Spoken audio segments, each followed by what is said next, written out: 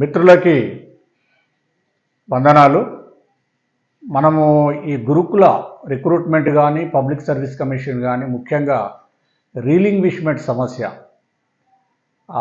దానికి సంబంధించినటువంటి ఇప్పుడు నాన్ జాయినింగ్ పోస్టులు జియో 81 కానీ తర్వాత రీలింగ్విష్మెంట్ సంబంధించిన జియో కానీ ఆ రెండు జియోలు కూడా ఎప్పుడో ఇచ్చినటువంటి జియోలు ఈరోజు రిక్రూట్మెంట్లకు అంటే ఒకే అభ్యర్థి 2-3 ఉద్యోగాలకు సెలెక్ట్ అయినప్పుడు ఆ రీలింగ్విష్మెంట్ అవకాశం లేకుండా పబ్లిక్ సర్వీస్ కమిషన్ ఆ రూల్స్ను కూడా మార్చడం జరిగింది. అమెండ్మెంట్ చేసిన తర్వాత అందుకే పబ్లిక్ సర్వీస్ కమిషన్ కానీ ఇతర రిక్రూట్మెంట్ ఏజెన్సీస్ ఏం చేస్తున్నాయంటే ఒకవేళ అంటే ఇప్పుడు సెలెక్షన్ 1:1 కాకుండా 1:2 కానీ 1:3 సర్టిఫికేట్ వెరిఫికేషన్ కాల్ఫర్ చేస్తూ ఉన్నారు. ఎందుకంటే ఒక అభ్యర్థి రాకపోయినా రెండో అభ్యర్థికి ఉద్యోగం వస్తుందని అవకాశంగా అంటే ఆ జియోలను ఓవర్కమ్ చేయడానికి ఆ విధంగా భర్తీ చేస్తూ ఉన్నారు. ఎందుకంటే పోస్టులు మిగిలిపోకుండా ఉండడం కోసం చేస్తూ ఉన్నారు.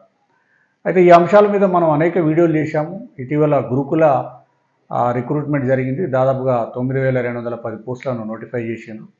ఆ డిఎల్ కానీ జేఎల్ కానీ తర్వాత టీజీటీ లైబ్రేరియన్స్ ఇట్లా ఈ పోస్టుల భర్తీలలో మనకందరికి తెలిసిన విషయమే. ఒకే అభ్యర్థి 2-3 ఉద్యోగాలకు 4 ఉద్యోగాలకు సెలెక్ట్ అవ్వడము, మరి మిగిలిన పోస్టులను అంటే ఆల్రెడీ అపాయింట్మెంట్ ఆర్డర్స్ కూడా కొత్తగా ఏర్పడినటువంటి గవర్నమెంట్ ఏంటంటే ఇమీడియట్గా నియామకాలు చేపట్టాలనే ఉద్దేశంగా 1:1 జారీ చేయడం జరిగింది. అంతకుముందు గతంలో ఇప్పుడు అభ్యర్థులు చెప్పేది ఏంటంటే డిసెండింగ్ ఆర్డర్లో అంటే పై పోస్టులు ముందు భర్తీ చేసి కింది పోస్టులు తర్వాత భర్తీ చేస్తే ఎవరైనా అభ్యర్థులు పై పోస్టులకే సెలెక్ట్ అయినప్పుడు వెళ్తారు కాబట్టి మిగిలిన వాళ్ళకి అవకాశం వచ్చేసారని చాలామంది చెప్పడం జరిగింది. మరి ఈ మధ్యకాలంలో ఇప్పుడు మనకు తెలంగాణ రాష్ట్రంలోనే 2017లో సుప్రీంకోర్టు ఒక ఆర్డర్ చెప్పింది విద్యుత్ సంస్థలకు సంబంధించి. మిగిలిన పోస్టులు ఒకేసారి నోటిఫికేషన్లు ఇచ్చినారు కాబట్టి ఆ నోటిఫికేషన్లలో ఒకే అభ్యర్థి 2-3 పోస్టులకు ఎంపికైనప్పుడు ఈ పోస్టులు మిగిలిపోతున్నాయి. మరి larger interest of the unemployees అంటే అన్ఎంప్లాయీస్ యొక్క ఇంట్రెస్ట్ని వాళ్ళ యొక్క సంక్షేమాన్ని దృష్టిలో పెట్టుకొని మీరు డౌన్ మెరిట్ లిస్టు ఆపరేట్ చేసి అపాయింట్ చేయాలని విద్యుత్ సంస్థలను ఆర్డర్ చేయడం జరిగింది. అదే పద్ధతిలో విద్యుత్ సంస్థలు ఈ మధ్య 2017 తర్వాత రిక్రూట్మెంట్లు కూడా ఎస్పీడీసీఎల్ కానీ ట్రాన్స్కో తర్వాత ఎన్పీడీసీఎల్లో టేకప్ చేయడం జరిగింది. అక్కడ కూడా 1:1 ఒకసారి భర్తీ చేసిన తర్వాత ఒక వారం 10 రోజులు గ్యాప్ ఇచ్చి మళ్ళీ అన్ఫిల్డ్ నాన్ జాయినింగ్ వేకెన్సీస్ని డౌన్ మెరిట్ లిస్ట్ ద్వారా ఏ కేటగిరీలలో పోస్టులు ఉన్నాయో వాళ్ళను మళ్ళీ కాల్ఫర్ చేసి 1:1 అంటే నోటిఫై చేసినటువంటి ఉద్యోగాలన్నీ కూడా భర్తీ చేసే విధంగా వాళ్ళు నియామకాలు చేస్తూ ఉన్నారు. అదే పద్ధతిలో మనకు 2022లో ఈ పోలీస్ రిక్రూట్మెంట్ బోర్డు కూడా సుప్రీంకోర్టులో ఈ కానిస్టేబుల్ నియామకాలలో ఈ విద్యుత్ సంస్థలకు ఇచ్చినటువంటి ఆర్డర్నే అన్వయిస్తూ అప్హెల్డ్ చేస్తూ ఎక్కడైతే నాన్ జాయినింగ్ వేకెన్సీస్ అంటే ఒకేసారి నోటిఫికేషన్ ఇచ్చి పెద్ద మొత్తంలో నియామకాలు చేపడుతున్నప్పుడు ఈ జియో 81 లేకపోతే రిలింగ్విష్మెంట్ లేదనో ఇట్లాంటి అడ్డు చెప్పి నిరుద్యోగులకు అన్యాయం చేయకూడదు, మళ్ళీ డౌన్ మెరిట్ లిస్ట్ ద్వారా భర్తీ చేయడం చాలా స్పష్టమైనటువంటి ఆదేశాలు ఉన్నాయి. ఆ రెండింటిని బేస్ చేసుకొని ఇక్కడ గురుకుల రిక్రూట్మెంట్ 1:1 ఎందుకంటే కొత్తగా కాంగ్రెస్ ప్రభుత్వం ఏర్పడగానే నియామకాలు 1:1 ఫైనల్గా వాళ్ళకి అపాయింట్మెంట్ ఆర్డర్స్ ఇవ్వడం జరిగింది. ఇంకా రీపోస్టింగ్ ఆర్డర్స్ ఇవ్వలేదు, ఇంకా పెండింగ్ ఉన్నది. ఇప్పుడు ఎలక్షన్ కోడ్ కూడా అయిపోయింది కాబట్టి రీపోస్టింగ్ ఇచ్చే అవకాశాలు ఉన్నాయి, మనకు పేపర్లలో చూస్తాం. అదే పద్ధతిలో సుప్రీంకోర్టు ఆదేశాలను దృష్టిలో పెట్టుకొని డౌన్ మెరిట్ లిస్ట్ ద్వారా ఎవరైతే ఫాలోఅవుట్ వేకెన్సీస్ ఉన్నాయో ఆ ప్లేస్లలో డౌన్ మెరిట్ అంటే నెక్స్ట్ మెరిట్లో ఉన్నటువంటి అభ్యర్థుల చేత భర్తీ చేయాలని గౌరవ హైకోర్టు దాదాపుగా 2-3 కేసులలో ఇంటరిమ్ ఆర్డర్స్ అంటే మధ్యంతర ఉత్తర్వులు వచ్చున్నాయి. మరి ప్రభుత్వం కూడా సానుకూలంగా ఉన్నట్టుగా మనకు తెలిసింది. పదే ఈ మధ్యకాలంలో ఒక వీడియో చేసినా కూడా అభ్యర్థులు చాలా టెన్షన్లో ఉన్నారు పాపం. ఎందుకంటే ఎన్నో సంవత్సరాల నుంచి ఉద్యోగాల కోసం ఎదురు చూస్తున్నటువంటి అభ్యర్థులు నిజంగా కూడా మరి డౌన్ మెరిట్ లిస్ట్ తీస్తారా లేదా, మాకు ఉద్యోగాలు వస్తాయా రావా, ఇప్పటికి కూడా ప్రభుత్వం అధికారికంగా ప్రకటన చేయలేదు. అధికారులైన ఈ గురుకుల రిక్రూట్మెంట్ బోర్డు కూడా ఇప్పటివరకు అధికారికంగా ప్రకటన చేయలేదు. మరి చేస్తారా లేదా అనే ఒక సందిగ్ధంలో ఒక ఆందోళనలో ఉన్నారు వాళ్ళు. మళ్ళీ లేటెస్ట్ అప్డేట్ ఏమున్నా సార్ అని చాలామంది కామెంట్ రూపంలో కానీ నాకు మెసేజ్ చేయడం జరుగుతున్నది. అభ్యర్థులకు ఈ సందర్భంగా నేను తెలియజేసేది ఏంటంటే, నాకున్నటువంటి ఎక్స్పీరియన్స్ లీగల్ అనుభవం ప్రకారంగా ఖచ్చితంగా డౌన్ మెరిట్ లిస్ట్ తీస్తారు. ఎందుకంటే దానికి సుప్రీంకోర్టు ఆల్రెడీ 2 ఆర్డర్లు మనకు తెలంగాణకు సంబంధించినటువంటి ఆర్డర్లే ఉన్నాయి. వాటిని దృష్టిలో పెట్టుకొని ఇక్కడ తెలంగాణ హైకోర్టు మధ్యంతర ఉత్తర్వులు ఇచ్చినది కాబట్టి చేస్తారు. కాకపోతే ఏంటంటే ఇక్కడ సమస్య ఆల్రెడీ 1:1కి ఎంపికైనటువంటి అభ్యర్థులకు వాళ్ళకి అపాయింట్మెంట్ ఆర్డర్స్ ఇచ్చినారు, రీపోస్టింగ్ ఆర్డర్స్ ఇవ్వలేదు. మరి వాళ్ళను అట్లనే ఆపి ఈ డౌన్ మెరిట్ లిస్ట్ మిగిలిన పోస్టులను భర్తీ చేస్తారా, లేదంటే వాళ్ళకు ముందు అపాయింట్మెంట్ ఆర్డర్స్ ఇచ్చి తర్వాత చేస్తారా అనేది అడుగుతా ఉన్నారు. నాకు అంటే ఇప్పుడు ఉన్న పరిస్థితులను బట్టి నేను చెప్పేది ఏంటంటే, ఇప్పటికే స్కూల్స్ స్టార్ట్ అయిపోయినాయి. ఇప్పుడు ఎందుకంటే స్కూల్స్ స్టార్ట్ అయిపోయినాయి కాబట్టి ఈ డౌన్ మెరిట్ లిస్ట్ ద్వారా దాదాపుగా 1800-2000 పోస్టులను మిగిలిపోయే అవకాశం ఉంది. అవి భర్తీ చేసే అవకాశం ఉంది. మరి ఇమీడియట్గా ఒకవేళ వాళ్ళు కనుక ప్రభుత్వం స్కూల్స్ అంటే పిల్లల భవిష్యత్తును, పిల్లల యొక్క చదువు ఇంపార్టెంట్ కాబట్టి ఇమీడియట్గా ఎవరైతే 1:1 అపాయింట్మెంట్ ఆర్డర్స్ ఇచ్చినారో వాళ్ళకు రీపోస్టింగ్ ఆర్డర్స్ ఇచ్చే అవకాశం అయితే కనిపిస్తూ ఉన్నది.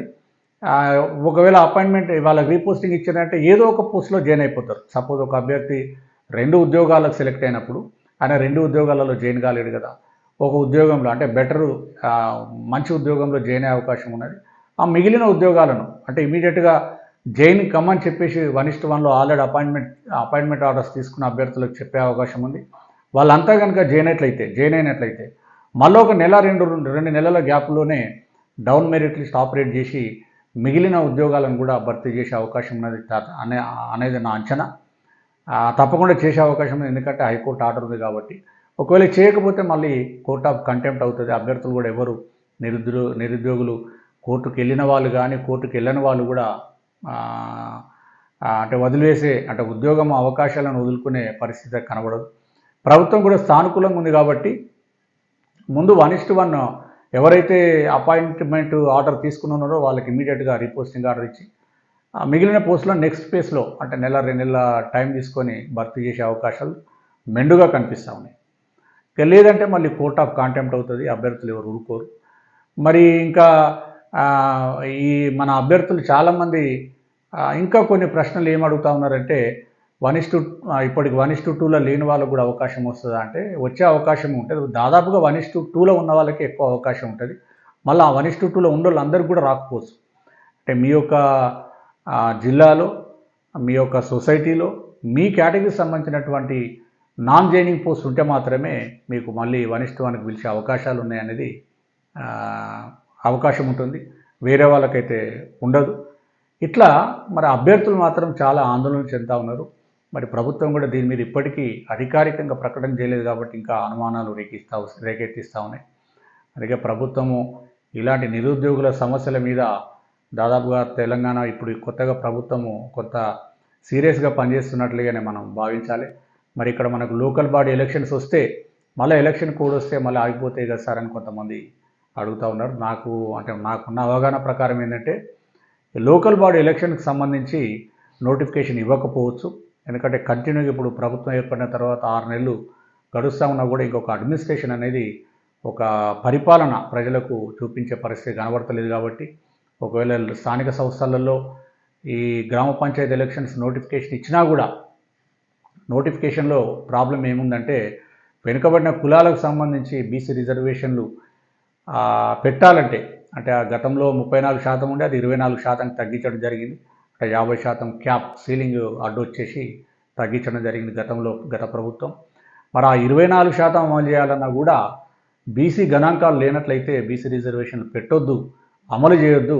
బీసీ గణాంకాలు ఖచ్చితంగా ఉంటే మాత్రమే బీసీ కోటా పెట్టాలని గౌరవ సుప్రీంకోర్టు అన్ని రాష్ట్ర ప్రభుత్వాలను, కేంద్ర పాలిత ప్రాంతాలను 2022లో Suresh Mahajan versus state of Madhya Pradesh కేసులో అన్ని రాష్ట్ర ప్రభుత్వాలను ఆదేశించింది. కాబట్టి నాకున్న అవగాహన ప్రకారము ఈ బీసీ గణాంకాలు తేలేదాకా కూడా ఈ లోకల్ బాడీ ఎలక్షన్స్ నోటిఫికేషన్ వచ్చే అవకాశం లేదని నేను భావిస్తున్నా.